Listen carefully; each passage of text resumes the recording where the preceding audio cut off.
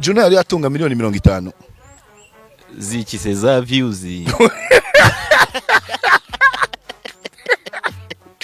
Juzi sawa zitunga mu nzu Juno okay miliyoni 50 z'amafaranga y'u Rwanda z'amanyarwanda nta kuntu nawe ntarayatunga ibintu biriho ewa 70 ego nayo arimo amen apani cyarimwe ariko oya navugaga icyarimwe gutya ingonga pa icyarimwe zigasaturwa zigataha oya ayo nago ndayatunga nyakoreye icyarimwe Juno ugereranyije azakora ubukwe nko mu myaka ingahe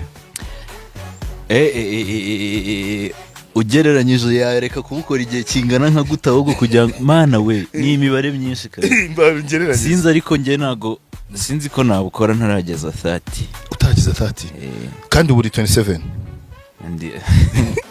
sinzi ariko nago nayiruzura ariko bazi kunumba nguye ku myaka yawe Juno iyo ni myinshi nago nduzuza ari ugereranya ari wowe kaka DJ bita DJ turi kurakazi kinzobe kaka tipe kinzobe nurano umujene twakuranye hani Kibungo yigo ariko we yihaka ikibazo yihakana Kibungo ni amazi nyine yarashyushye yibagirwa ngira ubona ari we na Twikarinde mukuru urandamuruta ariko ni nk'amezi nk'abiri nk'amezi kabisa ugereranyije ubona afite nk'imyaka ingahe I think niga P6 nawe yigaga P6 uretse ko je nigaga kuri GS we yiga ahantu bita Rezironderi shabari baragaze nicyo cyari ikigo cya mbere hano Kibungo niho aba VIP bari Rezironderi we wiga abakurikiyeho biga Regazere ba Kanyarwanda twiga nyine aho bita GS Gahurire Juno ntabwo nahise kuganira gutya kuri kw'Imana mfatiranye mvuye nyine muri life iri fancy ubagubwire niki kintu wibuka muri primaire man uwaguha amahirwe yo kugihindura ugasubira nk'inyuma icyo kintu wagihindura nge nkiri muto narabeshyaga mana yanjye narabeshyaga cyane ku buryo nigeze no kubeshya ngo bansiramuye kandi nta kintu kiraba nagabanya utunyoma naratugiraga cyane ari umunsi wigeze ukubitirwa kunyara ku buriri wapi izo nizo boro ntigeze cyakoze yego Juno yize kunywa inzoga afite imyaka ingahe ayusho ko nzima byo byose nabitangiye bamaye kontra muri school yego nibwo bitangira avuga ati ndanyoye jeri ya mbere yangeze mu kanwa bayita school malt ubundi wanywaga iki mu buzima busanzwe amazi ji inyange z'amata ibintu nk'ibyo Juno wemera ko umukobwa yakujyana kuri date ngaho se shana binkorere umukobwa yakujyana kuri date kiva nkaha ngaha dore kuri nuko ntazi igihe uzaplodingira ariko guhera ubwo ba mama plot ngiye wanjyana amazi akana kwishyurira bill bro please ibintu byarakomeye sabu zikunana Juno nawe koko oya man rega nese birarenze man kukwishyurira bill nese ngiye ko nayi kwishyurira wowe umugabo rega ni wowe ujya hejuru yego nyine utari neza nayi kwishyurira cyangwa ari nanjye wakwinvitinze nayi kwishyurira niyo wanyinvitinga nayishyura ariko nawe uyishingiye aure mind akubati Juno ni gift okay ntuyivuge yariyo ariko uvuge price basi ni ihe gift ihenze waba warahaye umuntu mukundana nta muntu dukundana nta muntu ariko hari wenda ari nk'uwo mwarakundanye mu buzima gift ihenze mani meruka gukundana ndi broke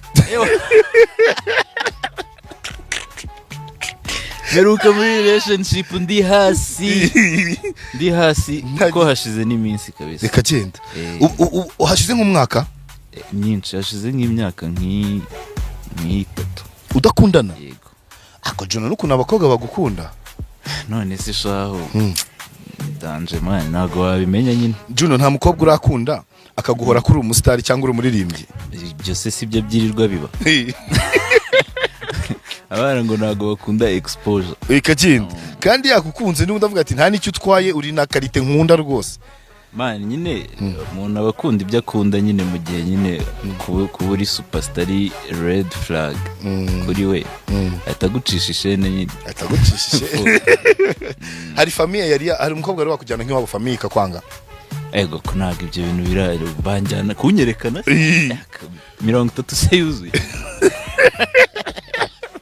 wapi bya famille ntago biraba Juno yandikira indirimbo ze muri studio cyangwa ni wa muhanzi ugenda akakora beat akazataha akarepeta indirimbo zanjye zose waba warumvise iyo ntandikiye muri studio ni imwe gusa nimwe imwe yonyine izindi zose zikora muri studio kabisa. Juno mbwira ijambo rimwe kuri Bruce Melody. Bruce Melody bamwita igitangaza kandi ni igitangaza ararenze. Okay, amagambo abiri kuri Kenny Soul. Kenny Soul ewan, he's my brother for life. Numwe mu bantu nzi tutagira ikintu dupfa muri life. Mutagira ikintu mupfa muri life kabisa. Mfite aga challenge nshaka kubaza sibyo? Ufite intebe imwe mu rugo n'urugero sibyo?